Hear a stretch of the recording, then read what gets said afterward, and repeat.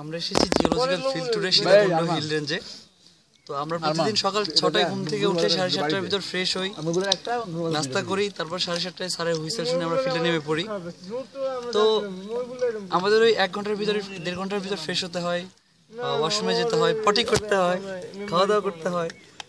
এখন যখন আমরা বেস ক্যাম্প থেকে বেরোয় যাই তখন সবার মনে একটাই কোশ্চেন, এবং সবাই সবাইকে বলে, দোস্ত পটি করেছিস, দোস্ত হয়েছে। এখন কেউ যদি করে বেরোয় সে লাকি, আর যদি কেউ মাঝ রাস্তায় বাঁধনের মতো প্রবলেমে পড়ে তার জন্য লাউ ক্ষেতের আড়ালে স্ট্রিমের ব্যবস্থা আছে, মাঝখানে দুই পাশে দিয়া মাঝখানে। আর এখন দুই পাশে রাস্তা, মাঝখানে স্ট্রিম, সে আবার লাউ ক্ষেত আছে, সেখানে বাঁধন গিয়েছিল। আর কেউ যদি চন্দ্রনাথ পাহাড়ের উপরে পুলিশ বেস ক্যাম্পে পানি ছাড়া মানে টয়লেট পেয়ে যায়, টয়লেট আছে কিন্তু পানি নাই, সেক্ষেত্রে তাকে পানির বোতল কিনে নিতে হয়। হ্যাঁ, কিন্তু গুরু 1 লিটার পানির বোতলে কিন্তু আধা বদনাই মাত্র হয়, ঠিক আছে, এটা বুঝতে হবে।